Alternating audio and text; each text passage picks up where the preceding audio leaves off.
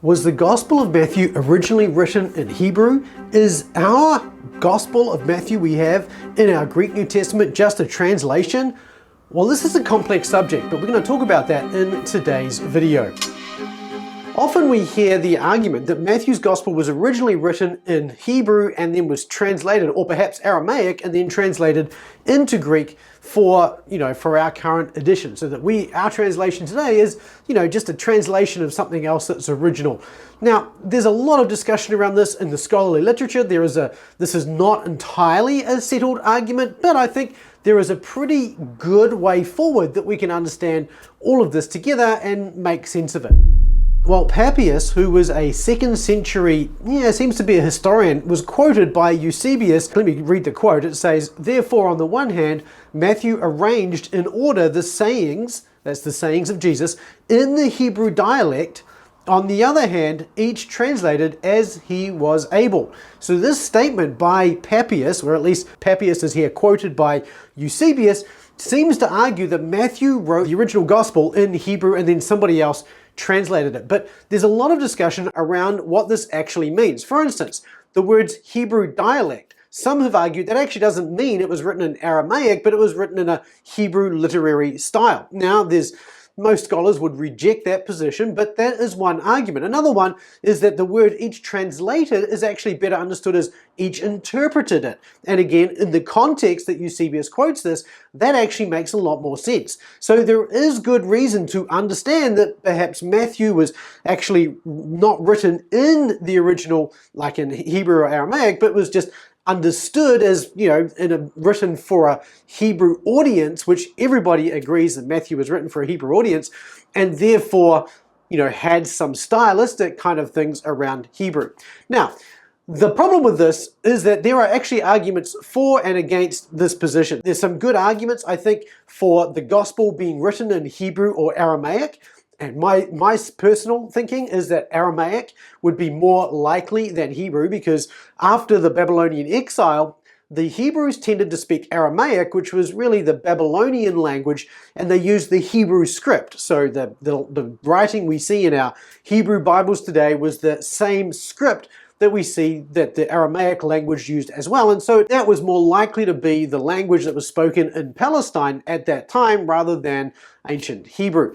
However, this isn't a simple discussion either, because Herod the Great actually made Greek a national language, a nationally recognized language in about 40 BC. So that Greek was widely written in Palestine from about, probably even before 40 BC, and was widely spoken certainly by the time of Jesus, which suggests even that most Jews, if not all Jews in Palestine, spoke both Aramaic, possibly some Hebrew for some of the ancient scriptures, but also Greek. So it's quite likely then that Hebrew was really the religious language of the day, Greek was the main language of the day, and perhaps Aramaic was the language that was spoken in families and in homes throughout the world of the Jews at that time. So it's very likely that they had more than one language that they used. But what are the arguments for the gospel being written in Hebrew? Well, the really interesting thing about this is that most of the early church actually recognizes that the gospel was written in Hebrew. For instance,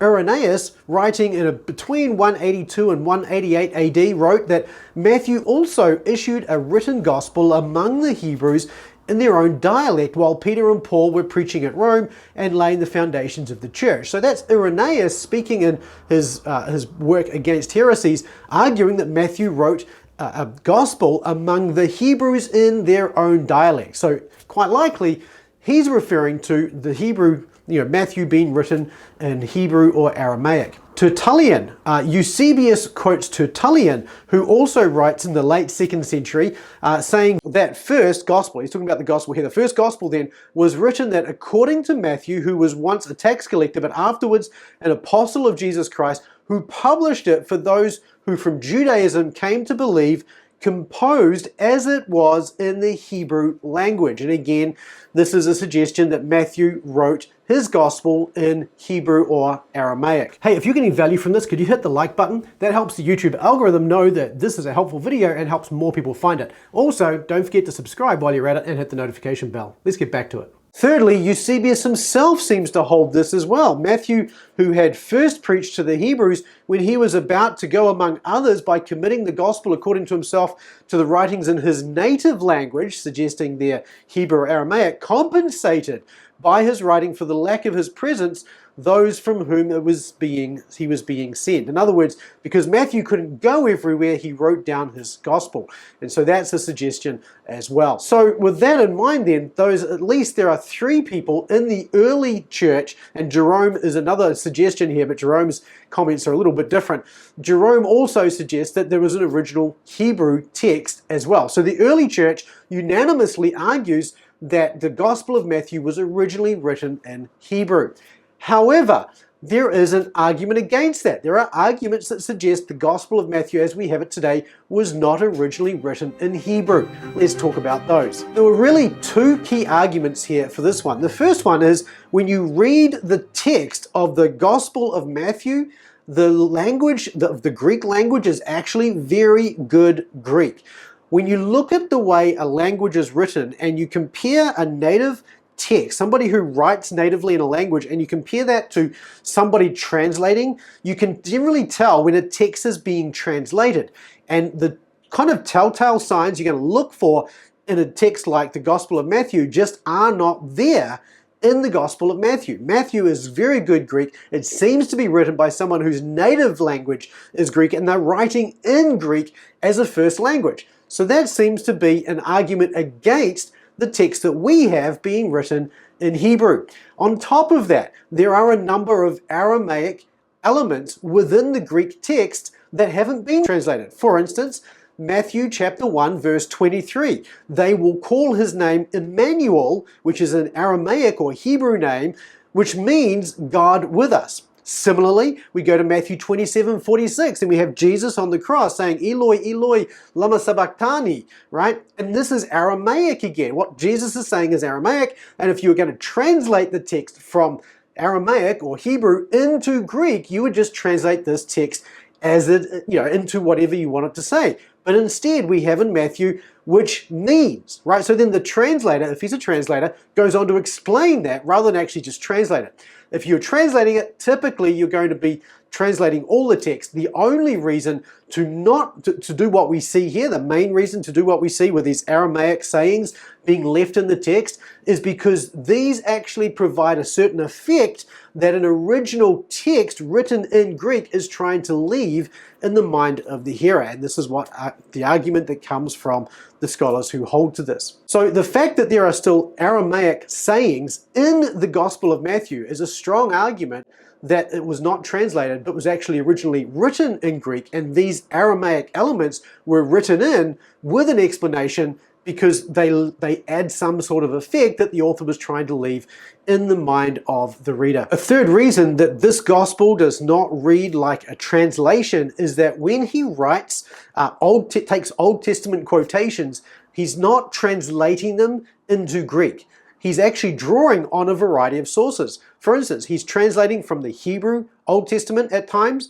Other times he's just giving us a direct quote from the Greek Old Testament, the Septuagint. And other times we have we're not sure where he's getting some of these Old Testament quotes from. So it could be that he's actually translating Hebrew text and actually making modifications of his own as he's translating. But again, if you're translating the text directly from Hebrew, then you're not going to be seeing this multitude of sources. You're just going to be translating them directly into Greek so that you can use them that way. You're not going to have some Septuagint and some Hebrew. Those things would be lost in the translation process. Those are some reasons why the Greek does not read like it was translated from Hebrew. But there's another reason, and that is that we do not have any original writings of the Gospel of Matthew in Hebrew or Aramaic. None. So there's no evidence from us down the track that this Gospel was actually ever written in Hebrew or Aramaic. Now, that doesn't mean to say that wasn't the case, and as you can tell, we have early church fathers who are arguing that, yeah, there was a Gospel of Matthew written in Aramaic or Hebrew, and we have arguments saying that the Gospel that we have was not written in Aramaic or Hebrew. So how do we resolve this? Which side is correct? Well, there is actually a really good and widely accepted explanation for how this came to be. Now, there's a number of explanations, so the one I'm giving you here is not the only one, but I think this is the best explanation for what we see. When Matthew wrote his gospel, it's very likely that originally he wrote his gospel in Hebrew or Aramaic. Very possible, very likely. Hence, all the apostolic fathers and the apostolic testimonies of those early church fathers is true. There was a Hebrew text that was originally written for Hebrews and Jews around the world.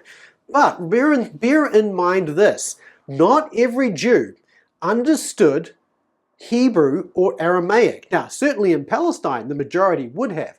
But when you get outside of Palestine, when you get into some of the other areas, such as what we see represented in Jerusalem in Acts chapter 2, we can see there that these people had different languages of their own, right? And so it's very likely that many of them did not read Aramaic or perhaps even Hebrew, though it's more likely they would have read Hebrew than Aramaic. So rather than suggesting that Matthew wrote his gospel in Hebrew and then translated it, or somebody else translated it into Greek, it's actually really very likely that Matthew wrote in Hebrew or Aramaic, so he wrote one in that, but then he also wrote an edition in Greek, which gives us an original Greek text, which accounts for all the variations that we see, the Hebrew and the Aramaic being left in the text and then explanations being given. It also explains the good Greek. This is a native Greek speaker, someone who's very capable with the language and doesn't therefore feel obliged to just translate his original work into Greek. He can just write it down fresh again, or fresh in the beginning, whichever it might be, and publish that version. And this also helps us to understand why a Hebrew version may not have actually survived, why we don't have a copy today. Because the number of people who read and write Hebrew or Aramaic in the ancient world would have been far more constrained and far more restricted than the number of people who read and wrote Greek. And so it's likely that the Greek edition got copied far more regularly and distributed far more broadly and therefore preserved, where the Hebrew edition or the Aramaic edition or whatever it was did not. This is my personal take on this whole argument, is that the edition we have in our Greek New Testament today was originally written by Matthew, and it was written in Greek, and it was copied and it was passed down to us as it is today. This allows then a Hebrew edition to have originally been written but has now been lost to us, but the edition that's been saved has been the one that God, through his providence, has allowed us to have today. And as a result, it is a genuine eyewitness account. But I'm interested in what you have to say on this. What do you think? Do you think that this is a feasible explanation? Do you think I've missed something? If so, leave a comment in the comment section below. I'd love to hear from you there. And if you're interested in getting into the Greek of the Gospel of Matthew a little bit, and you want to know how to read it in the original text, well, we do this. We help you do this in Biblical Mastery Academy. Just go to biblicalmasteryacademy.com/starterpack to download your free languages starter pack today. Thank you for watching. Keep taking small, consistent steps toward mastery, and I'll see you next time.